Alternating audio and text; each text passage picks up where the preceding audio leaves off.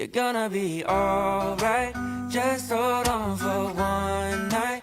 It may take your whole life, but joy comes in the sunrise. Sunrise, just stay there. Good things will come later. God made... Vous savez que ce matin, il y en a pour tous. Le Seigneur, il a quelque chose pour chacun d'entre nous. Je suis allé de temps en temps dans des concerts, dans des matchs de foot. Voilà, c'est sympa, hein. Bon, suivant les équipes, des fois c'est plus moins sympa. Si on gagne aussi, on perd. Non, si on gagne aussi, ils perdent. Mais là, ce matin, on vient, on n'est pas spectateur. Voilà, ce matin, on est acteur. On est acteur de ces moments. Et le Seigneur, il a quelque chose pour chacun d'entre nous. Si je viens chercher la guérison, il me donne la guérison. Si je viens chercher la consolation, il me donne la consolation. Si j'ai un cœur qui veut vraiment crier plus fort que les autres pour glorifier Dieu, faites-le. Voilà. Que ces moments, on puisse s'en saisir. Et il y a tellement de promesses dans la parole de Dieu. Je vais juste vous lire un Pierre 2,9. Vous, au contraire, vous êtes une race élue. On est élus. Un sacerdoce royal, une nation sainte, un peuple acquis, afin que vous annonciez les vertus de celui qui vous a appelé des ténèbres à son admirable lumière. Et notre Dieu est un Dieu de lumière. Et ce matin, sa lumière, elle est sur nous. Et s'il y a des zones d'ombre dans notre vie, Seigneur, on veut vraiment te remettre nos cœurs, te remettre nos êtres entiers. Et notre Dieu, c'est un Dieu de lumière, et sa lumière va éclairer nos vies encore ce matin, et elle va éclairer nous en tant que peuple. Voilà, le Seigneur, il fait un travail dans chacune de nos vies, dans la semaine. Et le dimanche, waouh, c'est majestueux. Alors vraiment que ces moments, voilà, on puisse vraiment en profiter, mais vraiment pleinement. Qu'on puisse, quand je vous dis, ne pas attendre, mais prendre notre place aussi. On est tous acteurs de ces moments. Celui qui en est le maître, c'est notre Seigneur. Voilà, on va laisser l'équipe de louange nous amener dans les parvis de notre Dieu. On sait que ces moments, ils sont déjà bénis, donc profitons-en. Et Seigneur, je te remercie vraiment encore une fois ces moments. Merci Seigneur pour ton Esprit Saint. C'est vrai Seigneur, nous voulons que ton Esprit Saint soit libre au milieu de ton peuple ce matin. Alors, vraiment Seigneur, donne-nous cette liberté, donne-nous d'être ces enfants de lumière que tu veux que nous soyons. Fais ton œuvre Seigneur ce matin. Et merci Seigneur pour tout ce que tu vas nous révéler encore ce matin. Célébrer Jésus, célébrer. Célébrer Jésus, célébrer. Célébrer Jésus, célébrer. Célébrer Jésus, célébrer.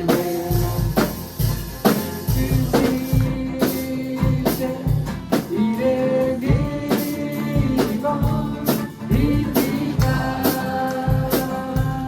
à jamais. Ressuscité,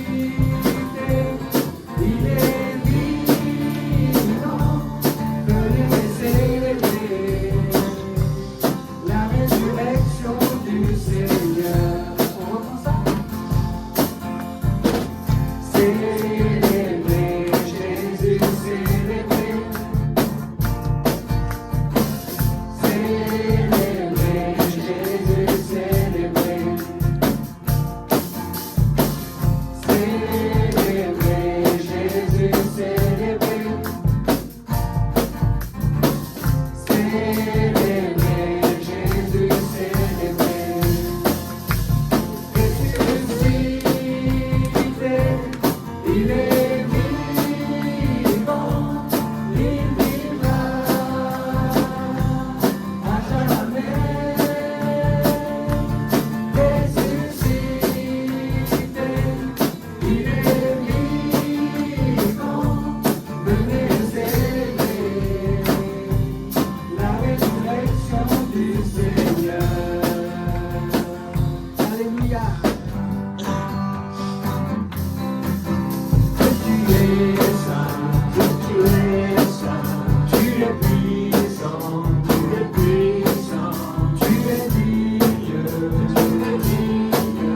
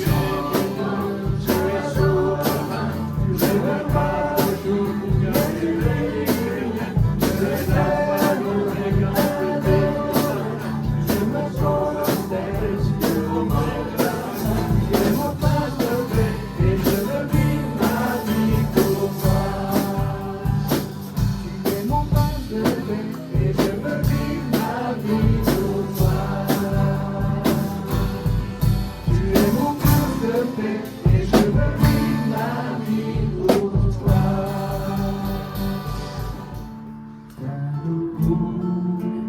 Oh Père, dans ton temple, nous t'adorons, Esprit en vérité. Tu habites dans nos louanges, nous t'adorons en esprit et en vérité. Car un jour près de toi vaut mieux que mille ailleurs. Je désire habiter dans ton temple. Car un jour près de toi vaut mieux que mille ailleurs. Je désire habiter dans ta maison, Seigneur. T'adorons, ô Père, dans ton temple. T'adorons en esprit et en vérité. Tu habites nos louanges. Nous t'adorons en esprit et en vérité. Un jour près de toi vaut mieux que mille ailleurs.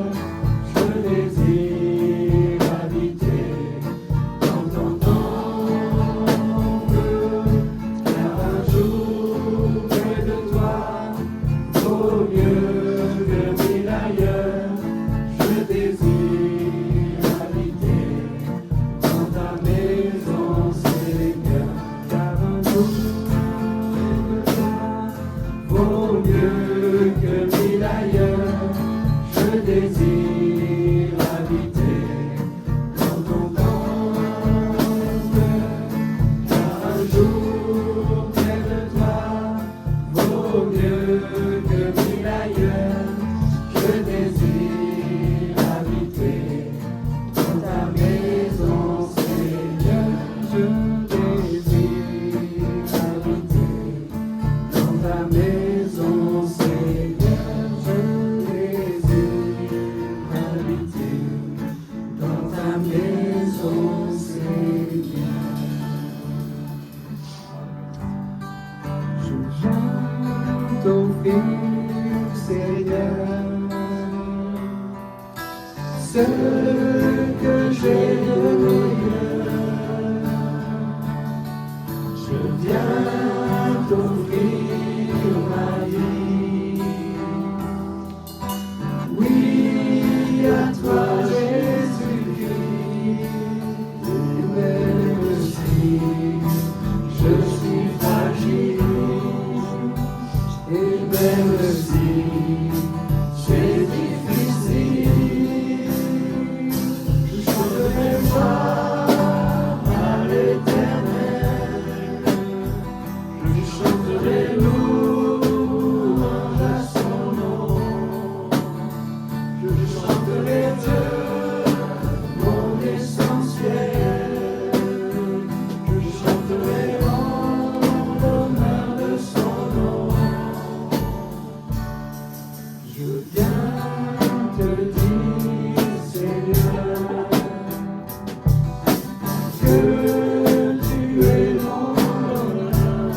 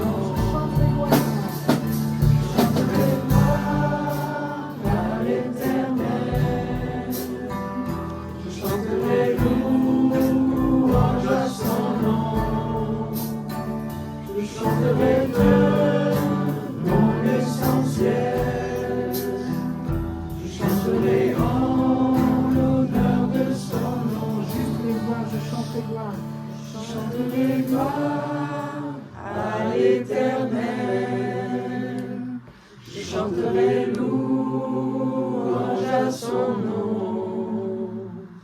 Je chanterai Dieu, mon essentiel. Je chanterai en l'honneur de son nom. Dernière fois.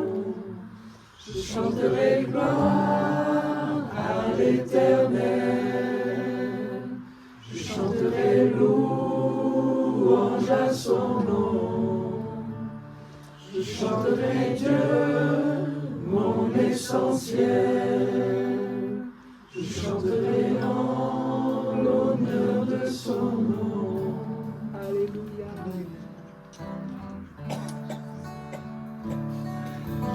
Jésus, nous te courons, nous te proclamons, présent au milieu de nous. Nous t'élevons par nos chants, nous t'adorons, nous t'exaltons. Bien établi ton trône éternel, par nos louanges nous t'invitons. Viens Jésus, prends la place du roi. Jésus, nous te courons, nous te proclamons roi. Présent au milieu de nous, nous t'élevons par nos chants, nous t'adorons, nous t'exaltons. Viens établir ton trône éternel, par nos louanges nous t'invitons. Viens Jésus, prends la place du roi. Nous t'adorons, nous t'exaltons. Viens établir ton trône éternel, par nos louanges nous t'invitons. Viens Jésus, prends la place du roi. Nous t'adorons, nous t'exaltons. Viens établir ton trône éternel, par nos louanges nous t'invitons. Viens Jésus, prends la place du roi. Viens Jésus, prends la place du roi. Viens Jésus, prends la place du roi. Maintenant, on va prendre ce pain, ce vin, on va prendre comme le Seigneur nous l'a demandé, pour nous rappeler. Il n'y a rien de magique là-dedans, il y a vraiment cet acte de victoire. C'est du vin, c'est du pain, et ça nous rappelle le sang de Jésus, ça nous rappelle le corps de Christ qui a été brisé. Et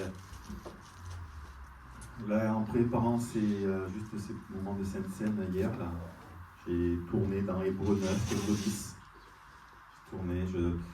Et vraiment le sang de Jésus, c'est cette valeur. Il a donné son sang pour nous, son sang qui était comme un agneau, sans tache ni ride. Notre Jésus saint, il s'est donné pour moi. Et quand on voit dans l'Ancien Testament ce qu'il fallait faire pour pouvoir approcher Dieu, ce qu'il fallait faire pour pouvoir avoir le pardon de ses péchés, mais c'était ponctuel. C'était le sacrificateur qui rentrait une fois par an, c'était lourd, il y avait toujours ce poids du péché qui était là. Et Jésus, il est venu et il a versé son sang pour moi. Son sang, c'est la parole de Dieu. Alors, je ne vais pas vous lire Hébreux 9 et 10, mais faites-le dans la semaine. C'est voilà, la valeur du sang de Jésus qui a été versé pour moi, pour toi, pour qu'aujourd'hui on ait ce libre accès auprès du Père. Aujourd'hui, j'ai cette réalité que le sang de Jésus me pardonne. Si je viens à Jésus, si je lui demande pardon pour mes péchés, il y a le sang de Jésus qui me lave de mes fautes. Et ne nous privons pas de l'accès que l'on a auprès de notre Père. Ne nous privons pas. Je vais juste vous lire Hébreux 10, verset 11. Et voilà vraiment le sang de Jésus qui nous purifie de tout péché. Et tandis que tout sacrificateur fait chaque jour le service et offre souvent les mêmes sacrifices qui ne peuvent jamais ôter les péchés, lui, après avoir offert un seul sacrifice pour les péchés, s'est assis pour toujours à la droite de Dieu, attendant désormais que ses ennemis soient devenus son marchepied. Car par une seule offrande, il a amené à la perfection pour toujours ceux qui sont sanctifiés.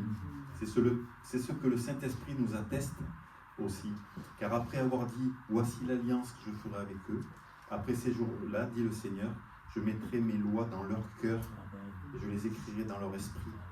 Il ajoute, et je ne me souviendrai plus de leurs péchés, ni de leur iniquité.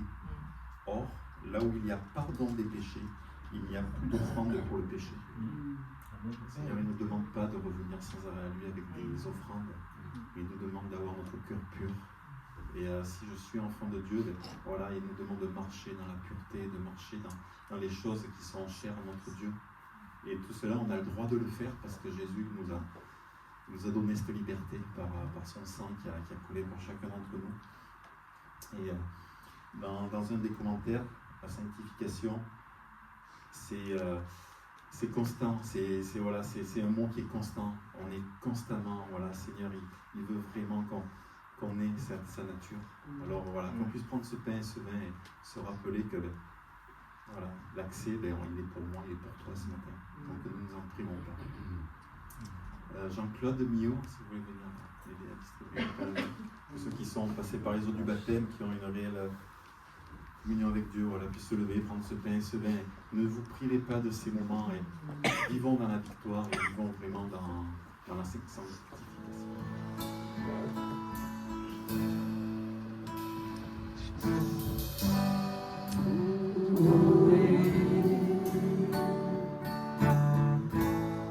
Rayonnant de majesté, tout l'univers proclame sa grandeur.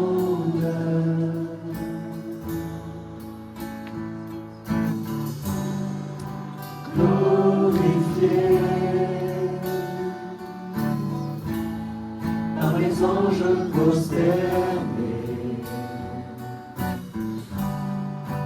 tu es assis à la droite du Père. Jésus, merveilleux nom, qui est semblable à toi, ô Dieu. Jésus, ton précieux nom, digne d'hommage.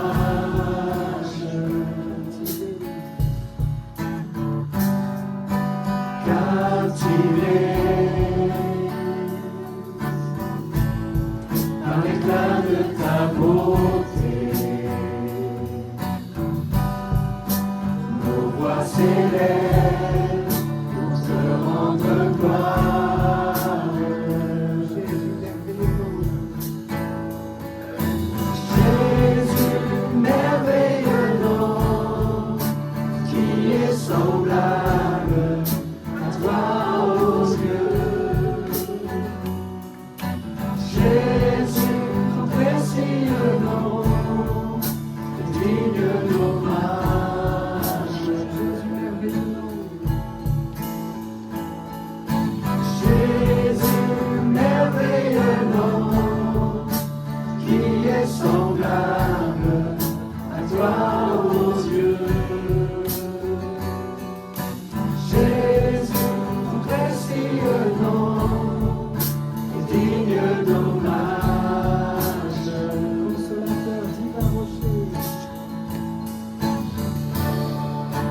Consolateur, divin rocher, libérateur, prince de la paix, Dieu créateur.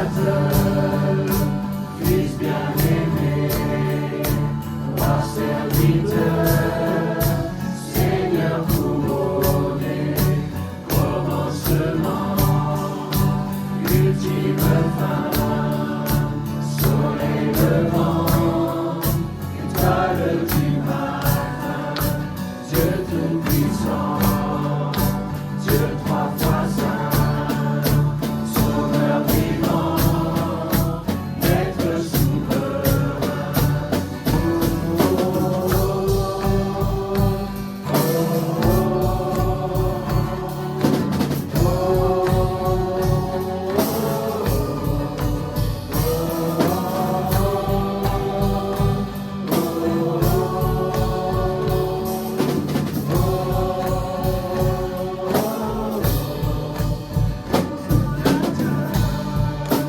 Divin rocher, libérateur, prince de la paix, Dieu créateur, Fils bien-aimé, roi serviteur, Seigneur couronné, commencement, ultime fin, soleil levant, étoile du matin, Dieu tout-puissant, Dieu trois fois saint, Sauveur vivant, Maître souverain. Merveilleux nom, qui est semblable à toi, ô Dieu. Jésus, précieux nom, digne d'hommage. Jésus, merveilleux nom, qui est semblable à toi, ô Dieu. Jésus, précieux nom, digne d'hommage. Il y a un peu plus de 2000 ans de cela, les disciples étaient en train de connaître une période de transition. Et une période de transition pleine de contrastes. Vous vous souvenez, dimanche dernier, on avait tous ensemble les regards sur la croix et le tombeau. La croix sur laquelle Jésus a été cloué, le tombeau qui a été trouvé vide. Et la semaine dernière, tous ensemble, nous réjouissions, et je crois qu'on a eu raison de le faire, de la résurrection de Jésus. Et puis on est dans cette période de transition qui va aller jusqu'à l'enlèvement de Jésus. Et il y a un peu plus de 2000 ans de ça, les disciples étaient entre la résurrection et l'enlèvement. Ou on pourrait dire entre la véritable Pâque et l'ascension. Période de transition. Peut-être que vous serez d'accord avec moi pour dire que les périodes de transition sont rarement faciles. Et avec ces périodes, leur lot d'incertitude. Quelquefois même plus que de l'incertitude, des doutes, des remises en question. Les disciples ont eu des périodes comme cela. Et si on est humble devant Dieu, on sait qu'on en a aussi. Professionnellement, que ce soit parce qu'on est devant une promotion, ou bien une réorientation, ou bien simplement un changement là de responsabilité. On en a des périodes de transition, professionnellement, familialement. Ceux qui ont connu l'arrivée d'un enfant savent qu'il y a quelquefois là des périodes de transition, d'adaptation qui sont des fois plus ou moins faciles, plus ou moins difficiles. Et si on parle de transition heureuse avec l'arrivée d'un enfant, on a tout à l'heure prié pour une transition plus difficile, celle du deuil. On en a des périodes de transition. Et même spirituellement, on en a. Seigneur, je veux m'engager dans une croissance particulière. Je ne veux pas stagner, mais je veux me positionner pour grandir avec toi. Période de transition. Seigneur, je veux m'engager dans un nouveau service dans l'Église. Période de transition. Seigneur, je veux renoncer de telle et telle chose. Peut-être tel et tel péché dans ma vie. Période de transition. Et si les disciples avaient des conseils à nous donner pour bien gérer nos périodes de transition, ça vous va? Arrêtons-nous entre la résurrection et l'ascension pour voir comment les disciples ont vécu cette période de transition. La première chose qu'il nous donne, le premier conseil qu'il nous donne, c'est de le faire ensemble. J'ai noté réunis. Ils vivent cette période de transition ensemble.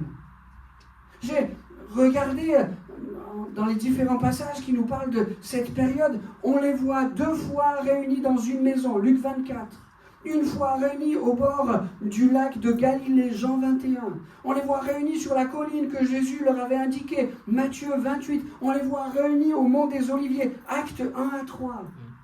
Ils vivent cette période de transition ensemble. Et en cela, je crois qu'il y a un enseignement. Ils vivent cette période de transition dans l'adoration. Dans Matthieu 28, les 11 disciples allèrent en Galilée, sur la montagne que Jésus leur avait désignée. On en parlait il y a un instant. Quand ils le virent, ils l'adorèrent. Je pense qu'on aurait fait comme eux. Ils voient de leurs yeux Jésus le ressuscité, je les imagine fléchissant les genoux devant eux. Lui, il y a là comme un mouvement de l'esprit, même si la Pentecôte n'est pas encore passée. Ensemble, là, les disciples réunis se mettent à louer et à adorer celui qui a été trouvé victorieux. Tout à l'heure, on verra ce qu'il y a juste après « ils l'adorèrent ». Mais j'ai aussi cette autre référence qui nous montre la place de l'adoration dans cette période de transition. Luc 24, 52. Pour eux, après l'avoir adoré, ils retournèrent à Jérusalem avec une grande joie. Ensemble, dans l'adoration, et puis j'ai mis aussi dans la prière. Sur vos notes à vous, j'ai simplement indiqué prière, ça devrait arriver. Ah ben non, ah si, là voilà. J'ai simplement indiqué prière. Dans mes notes à moi, j'ai écrit certainement prière. Parce que j'ai bien fouillé, j'ai bien cherché.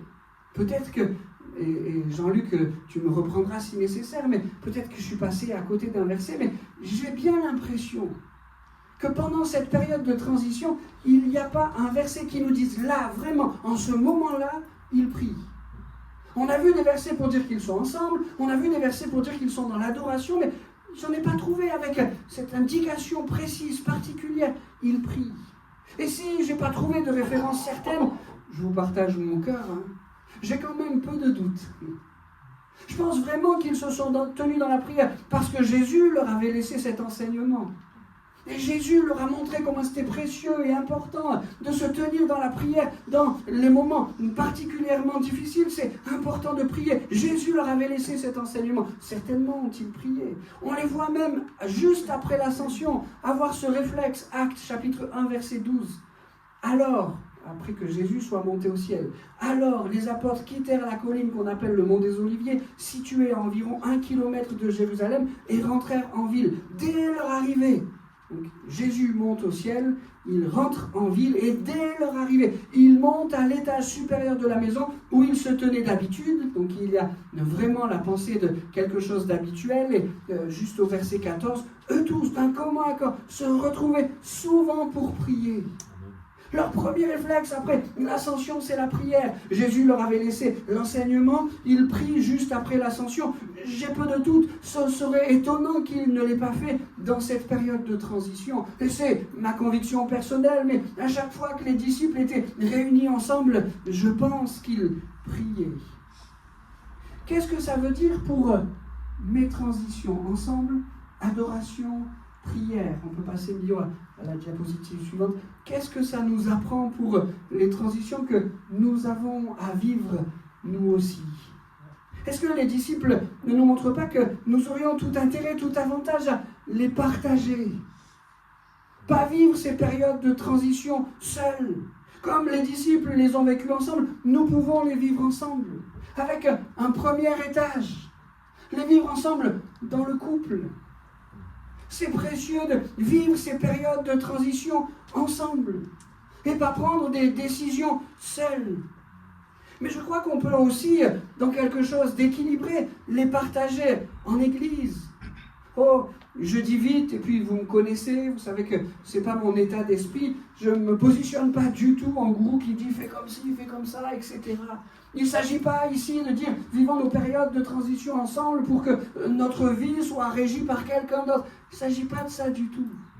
Mais je crois que si le Seigneur nous fait la grâce de nous réunir en Église, c'est certainement que nous pouvons profiter de l'expérience de quelqu'un qui est passé par là où je passe avant moi.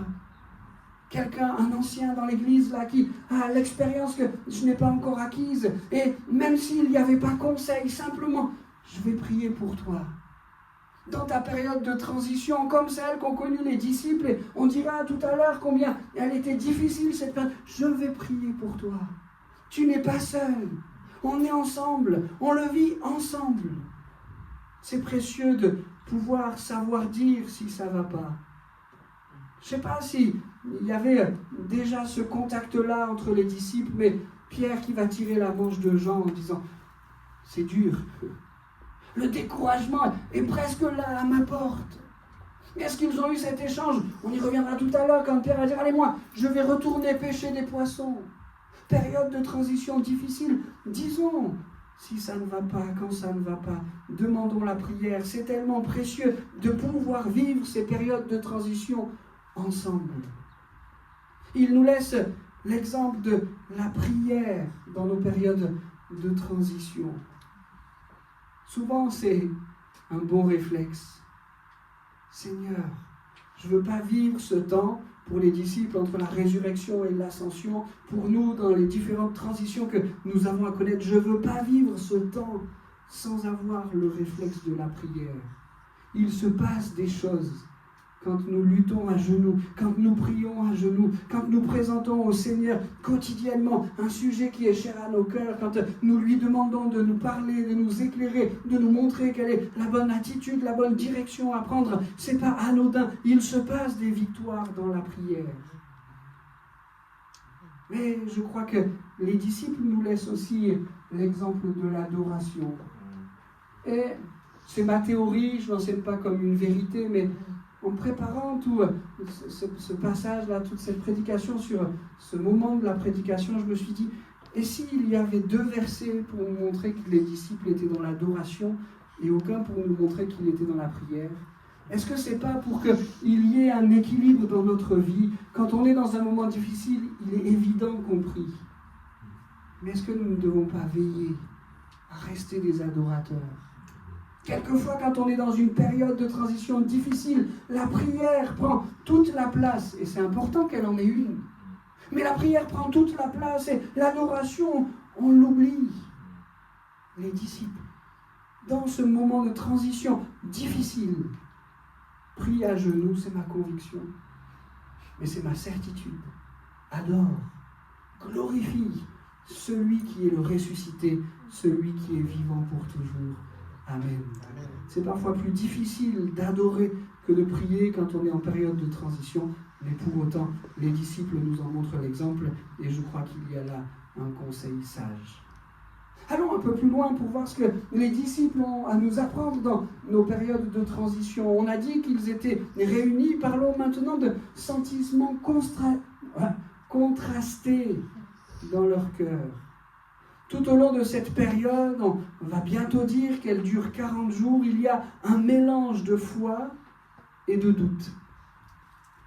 Les disciples dans cette période sont dans ce mélange de foi et de doute. Matthieu 28, on le lisait tout à l'heure et je vous disais qu'on allait s'arrêter sur la suite. Dès qu'ils l'aperçurent, ils l'adorèrent, point, mais ils ne surent que penser. Grande foi, ils adorent le ressuscité, c'est pas rien, hein.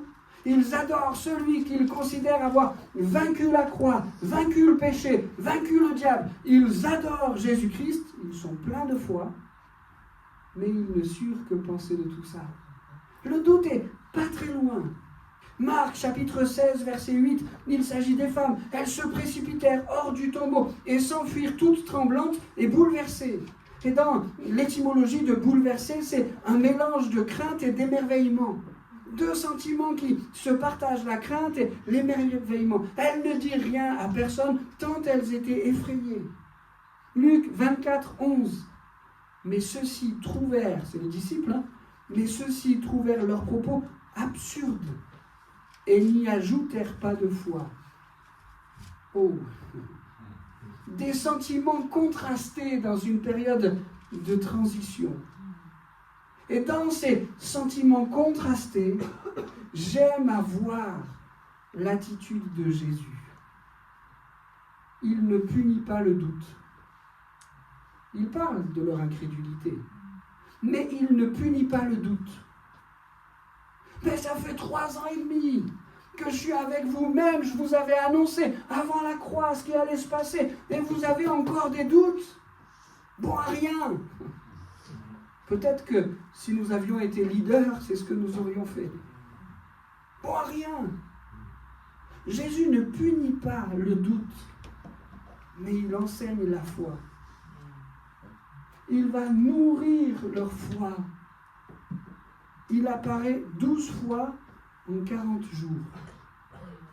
12 fois en 40 jours. Ça fait une moyenne d'une apparition du ressuscité tous les 3 jours. Il nourrit leur foi. Je sais, il y a des doutes. La transition dans laquelle je vous invite à marcher est quelque chose de tellement plus grand que vous. Bien sûr qu'il y a des fois où vous êtes convaincu de ma résurrection, mais il y a des fois où cette conviction, elle ne vient pas répondre à toutes vos questions. Qu'est-ce qui est notre demain? Comment est-ce qu'on s'organise maintenant? Avant, c'était facile, on suivait Jésus. Maintenant, il est là et puis il s'en va. Pendant cette période de 40 jours, Jésus va nourrir et nourrir leur foi. Il leur apparaît 12 fois en 40 jours. Je vous en fais la liste. Je ne l'invente pas, hein. Elle est dans ma Bible. La première fois, c'est tôt, le dimanche de Pâques, avec Marie de Magdala et l'autre Marie. La deuxième, c'est les femmes qui courent annoncer la nouvelle aux 11. La troisième, Pierre et Jean courent au tombeau pour voir ce qu'il en est. Marie de Magdala, accompagnée de l'autre Marie, revient au tombeau à la rencontre de Jésus. La 5e fois, le Seigneur apparaît à Simon-Pierre. La 6e, Jésus apparaît à 2 de ses disciples, dont un certain Cléopas. Vous savez, c'est les disciples sur le chemin d'Emmaüs. La 7e fois, il apparaît pour la première fois aux 11 réunis ensemble en l'absence de Thomas. La 8e fois, il apparaît aux 11, mais avec Thomas cette fois. La 9e fois, il apparaît une 3e fois aux disciples réunis au bord du lac de Galilée. La 10e fois, il apparaît sur la colline que Jésus avait indiquée. La 11e fois, il apparaît à Jacques, le frère de Jésus. Et la 12e fois, il apparaît lors de l'ascension. On est là 40 jours après la résurrection. Jésus va nourrir leur foi pour balayer leurs doutes. Qu'est-ce que ça veut dire pour mes transitions à moi? Nous avons besoin de foi. Quand on vit des moments comme cela de transition où le lendemain semble un peu plus incertain que ce qu'on a l'habitude qu'il soit, on a besoin de foi. Et on a besoin de se dire que dans ces périodes-là, tout ne s'écroule pas. On a besoin de réaliser que Jésus est avec nous, qu'il n'est pas loin, qu'il est là, qu'il va nous aider. Il faut réaliser que si nous sommes sérieux dans la part que nous avons à faire, il sera fidèle dans la part que lui accomplira pour tenir nos vies. On a besoin de foi. Et on a besoin dans ces périodes-là de dire « Jésus, je veux faire ça avec toi, pas tout seul. Je sais que tu es là, je sais que tu m'accompagneras. Et s'il y a des moments plus difficiles, je considère que tout ne s'écroule pas, mais que tu tiens ma vie et qu'ensemble, on va y arriver. » Les disciples nous apprennent que Jésus ne punit pas un manque de foi, mais qu'il nourrit notre foi. Je pense à ce passage, cet homme présente son fils, il a besoin d'une délivrance, il a besoin de l'intervention de Dieu, et cet homme s'approche des disciples de Jésus en disant « Voilà quelle est la condition de mon fils ». Les disciples prient et il ne se passe rien, et je l'image, mais cet homme prend son fils sous le bras et il va voir Jésus, les disciples l'interpellent aussi en disant « Voilà la situation », et cet homme dit à Jésus « Si tu peux, délivre mon fils ». Et Jésus dit, si tu peux, mais ne crois-tu pas que je sois capable de le faire? Et cet homme va répondre, je crois. Viens au secours de mon incrédulité. On est exactement dans cette période de transition qu'ont connue les disciples. Il y a grande foi, mais il y a doute. Je crois, Jésus, que tu peux le faire, mais s'il te plaît, viens au secours de mon incrédulité. Jésus ne punit pas le manque de foi, mais nous pouvons dire, Seigneur Jésus, viens faire grandir ma foi, viens nourrir ma foi. La foi, et c'est le troisième élément qui passe derrière moi sur la diapositive, la foi c'est comme un muscle. Il nous faut nourrir notre foi pour qu'elle grandisse et pour qu'elle nous permette hier de remporter une petite victoire, demain de remporter une victoire un peu plus grande et de grandir ainsi dans la foi. Seigneur, je ne veux pas stagner, mais je veux m'attendre à toi, je veux entraîner ma foi pour remporter des victoires en ton nom. Amen. Amen. Le troisième élément que nous présentent les disciples dans cette période de transition, c'est que Jésus-Christ est capable de régler les problèmes un à un.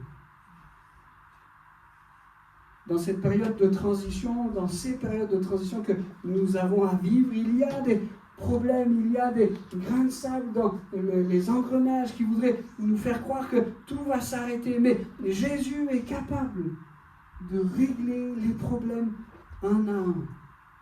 La tristesse. Et on peut le comprendre, hein. Dans cette période, les disciples sont tristes. 3 ans et demi avec le maître, H24, 7-7. Il meurt à la croix, la tristesse est à l'apogée. Il ressuscite. La joie est grande. Mais il le voit un instant, et l'instant d'après, il ne le voit plus. Puis il le revoit, si on prend la moyenne que nous disions tout à l'heure, 3 jours après, et puis il ne le voit plus. Il y a le problème de cette tristesse. Et Jésus va venir toucher leur cœur. Tout à l'heure, nous parlions de ces disciples sur le chemin d'Emmaüs. Quelle tristesse! Et quelle va être la réponse de Jésus? Il s'entretient avec eux, il leur parle des Écritures. Et quelle va être la conclusion de tout ça? Notre cœur ne brûlait-il pas au-dedans de nous? La tristesse est changée en un cœur brûlant, bouillant. Mais Jésus sait faire cela. Il y a un autre écueil que Jésus va avoir à traiter dans cette période de transition, c'est la crainte des disciples. On les retrouve verrouillés dans une maison, verrouillés à double tour à cause de la crainte qu'ils avaient des Juifs. Et on peut le comprendre. Jésus s'approche d'eux alors que la porte est verrouillée. Jésus s'approche d'eux et il leur donne quoi? Sa paix. Ils sont dans la crainte et Jésus leur procure sa paix. Il va y revenir et proposer la paix au milieu des craintes légitimes des disciples. Il va devoir faire face à l'incrédulité, et on pourrait la prendre dans le cœur de plusieurs disciples, mais le plus célèbre par rapport à l'incrédulité, c'est certainement Thomas. Je ne croirai que si je mets mes mains dans la marque qu'ont fait les clous, si je mets mes mains dans son côté. Thomas est incrédule. Mais Jésus va régler les problèmes les uns après les autres. Il va se montrer à Thomas et Thomas va croire, et heureux ceux qui croiront sans avoir vu. Jésus va planter la foi. Tu peux avancer mieux s'il te plaît? Encore une fois. Ah, il y avait un oubli là, alors excusez-moi. Donc je rajoute l'incrédulité de Thomas et Jésus qui plante la foi, mais il y a un autre problème qu'il faut régler. C'est le problème de l'identité. Les disciples sont dans cette période de transition et si Jésus se montre à eux régulièrement, il y a qu'est-ce qu'on fait maintenant? Cette grande question. Et Pierre va prendre une initiative. On va aller pêcher des poissons. C'est ce que je sais faire. C'est mon identité. Et peut-être qu'à ce moment-là, et je ne lui jette pas la pierre, cet homme, disciple, a oublié ce que Jésus avait dit. Je ferai de vous des pêcheurs d'hommes. Et là, Pierre, il retourne pêcher des poissons. Oh, c'est son métier, il sait faire. Et la pêche va être bonne. Vous vous en souvenez? Rien. Rien. Pas une prise de toute la nuit. Jésus, le ressuscité, va venir. Encore une fois. Et il va permettre à ses disciples de, encore une fois, faire une pêche miraculeuse. Les disciples vont le reconnaître. Mais c'est Jésus, c'est le ressuscité. C'est celui qui a fait de nous des pêcheurs d'hommes. Notre identité. Il nous a choisis, nous l'avons choisi. Notre identité, maintenant, c'est de le servir. C'est d'aller gagner des âmes, c'est d'être des pêcheurs d'hommes. Et alors que Pierre, et avec lui d'autres, sont dans ce trouble de cette identité, Jésus va donner à nouveau. Non, non, non. Je ne reprends pas l'identité que je vous ai donnée. Il y a quelque temps en arrière, j'ai fait de vous des pêcheurs d'hommes, mais cette identité, je vous la donne à nouveau. Elle est encore la vôtre. Vous restez des pêcheurs d'hommes. Mes plans pour vous n'ont pas changé. Voilà quelle est votre identité. Et puis, Jésus doit faire face au problème de la culpabilité. Là aussi, on peut parler de celle de Pierre. On est sur cette même plage où Jésus vient de permettre une nouvelle pêche miraculeuse et Jésus s'approche de Pierre. On en parlait encore dimanche, je ne vais pas m'étendre là-dessus, vous vous souvenez, mais Jésus questionne Pierre, m'aimes-tu? Et Pierre doit se battre avec sa culpabilité, mais Jésus va régler aussi ce problème-là, il va le réhabiliter.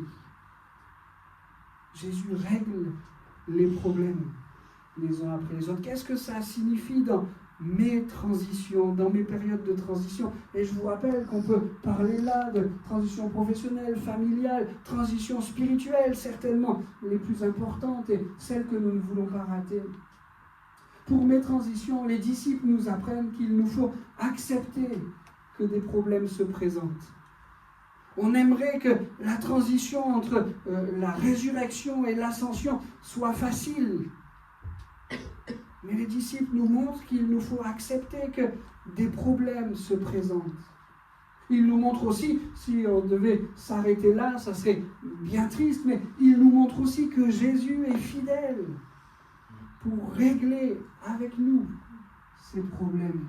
Les régler avec son aide, avec son secours, avec son intervention. Nous n'avons pas à les régler tout seuls avec notre propre force, même si elle sera certainement importante à un moment ou à un autre, mais tout est dans sa main et il veut nous aider à les régler avec son aide. Et puis, les disciples nous apprennent qu'il ne faut peut-être pas chercher à tous les régler en même temps.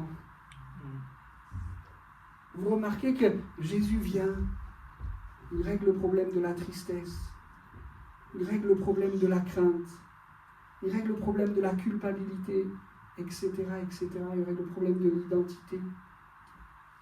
Peut-être que quelquefois nous voulons prendre les choses par nos forces humaines et on veut tout régler en même temps.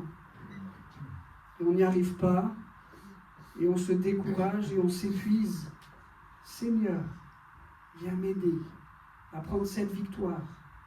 Et puis, demain, tu m'aideras à prendre celle-là. Et Seigneur, ensemble, on va, point après point, réussir cette période de transition. Les disciples nous apprennent que dans cette période de transition, Jésus patiente. J'ai marqué ça. Cette transition est plus difficile que la précédente. Vous êtes encore avec moi? J'ai l'impression que c'est presque surprenant. Il y a 3 ans et demi de cela, les disciples ont pris la décision la plus importante de toute leur vie. En un instant, ils décident de tout laisser pour suivre Jésus. Vous remarquez la facilité de cette période de transition. Pourtant, ils connaissent si peu de choses sur Jésus. Sa réputation l'a précédé, Jésus passe devant eux, il fait un miracle, et en un instant, je laisse les barques, je laisse les filets, je laisse mon poste de péage, je laisse mon figuier. En un instant, je laisse ma vie pour suivre Jésus. Une période de transition comme on les aime, une véritable réussite. Ils vivent des choses extraordinaires avec Jésus, ils apprennent des choses extraordinaires avec Jésus. Puis vient la croix, la résurrection, et les disciples sont dans une deuxième période de transition. Et nous, avec le recul, on pourrait dire, mais c'est bien plus facile celle-ci que la précédente. Là, ils connaissent tout de Jésus. Ils l'ont vu ressusciter, ils l'ont vu vivant. Et on va avoir le même on-off.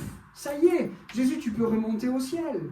On a compris, on était serviteurs. On va prononcer, proclamer ce message partout. On voit que cette transition-là est plus difficile. 3 ans et demi avant une facilité et maintenant plus difficile. Que fait Jésus? Il leur adresse des reproches. Mais enfin, vous voyez bien que je suis vivant, vous voyez bien que je suis ressuscité. Non, Jésus patiente. 40 jours. 40 jours, Jésus patiente. Il les forme. Il fait grandir des bons sentiments dans leur cœur. Il imprime des convictions en eux. 40 jours. Qu'est-ce que ça veut dire pour mes transitions? Je crois qu'il y a un enseignement qui est celui d'accepter le timing du Seigneur. On veut souvent aller vite là où Jésus veut prendre le temps de nous préparer. Dans nos transitions, on veut souvent aller vite là où Jésus veut prendre le temps de nous préparer. Ce que les disciples vont avoir à faire, c'est pas rien. L'évangélisation de tout le bassin méditerranéen. Et si hier, la transition avait été on-off, là Jésus prend le temps avec ses disciples. Il prend le temps de faire grandir leur foi.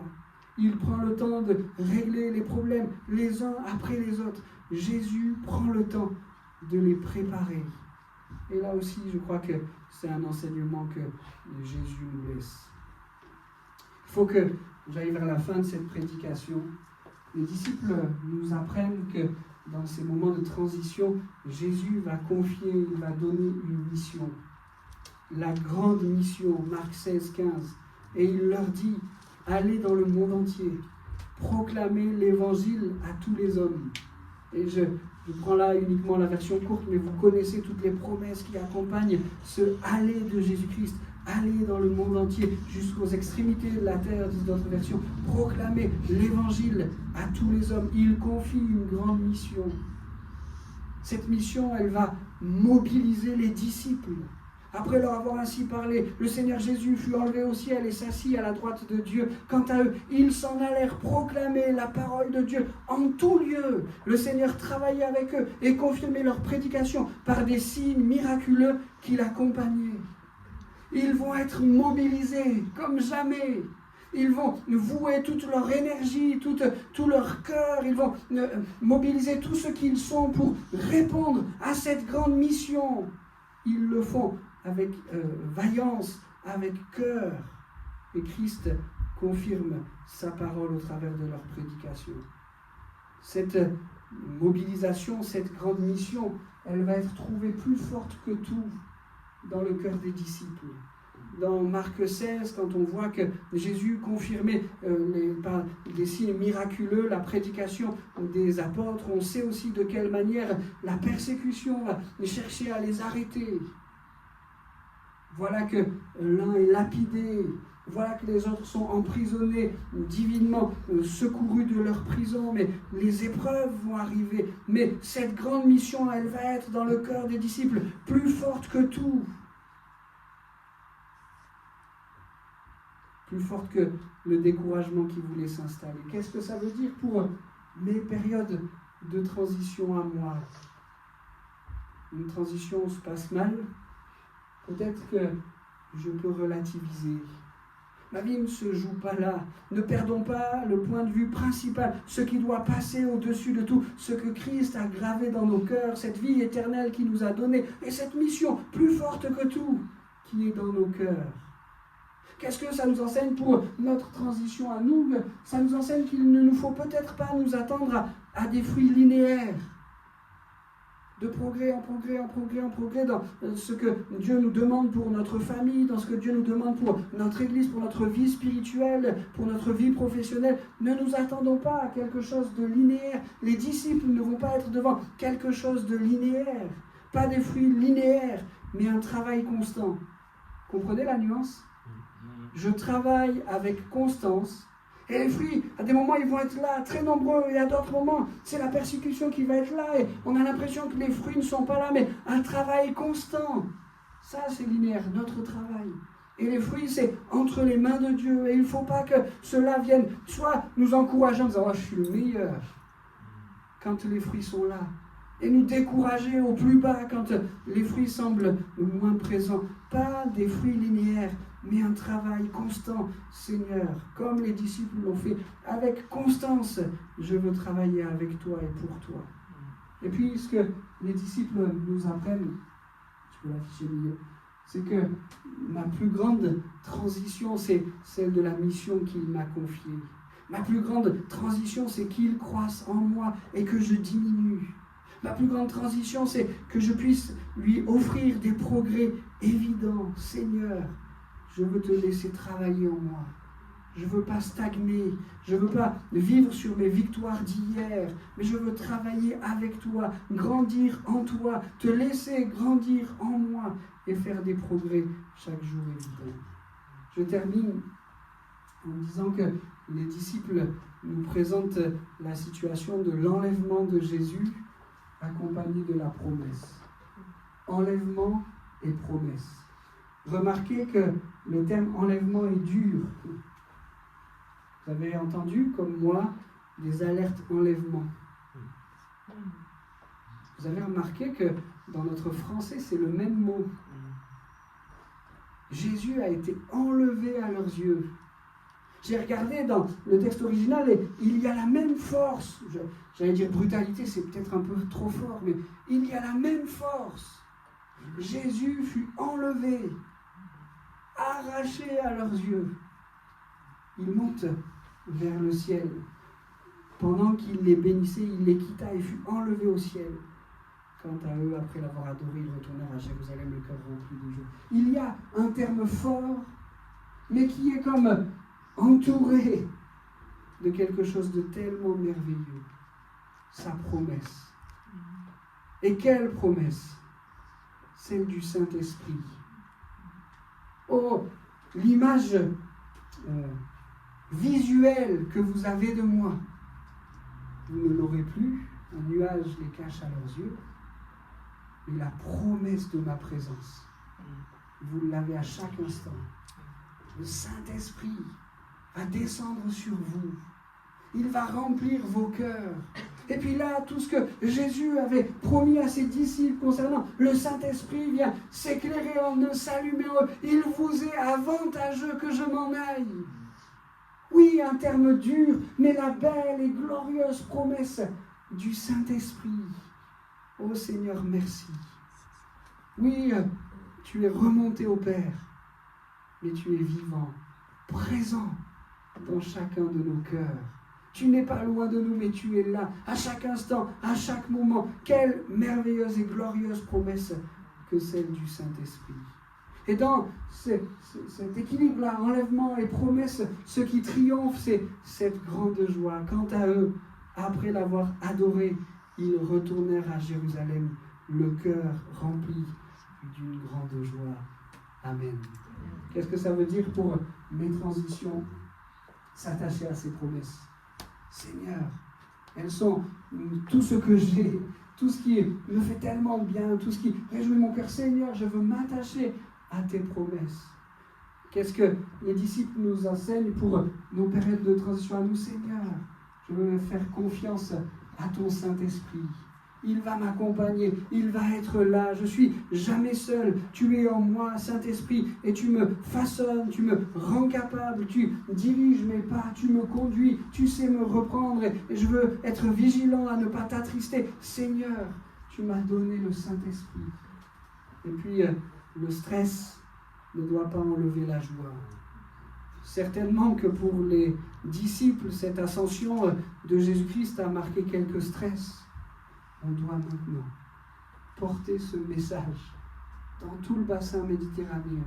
Il faut que le monde entier soit conscient de ce message. Hier, ils étaient verrouillés à double tour par la crainte qu'ils avaient des Juifs, et aujourd'hui, ils sont convaincus que rien ni personne ne pourra les empêcher de porter ce message. Ils attendent le Saint-Esprit et ils inondent le bassin méditerranéen de ce message. Certainement, le stress est là, mais il ne vient pas enlever la joie, l'immense joie de ce que le plan de Dieu s'accomplit et de ce qu'il continuera à s'accomplir jusqu'à la phase glorieuse où un jour, nous tous, nous serons devant son temple pour l'adorer, devant son trône pour l'adorer. Amen. You're gonna be alright, just hold on for one night.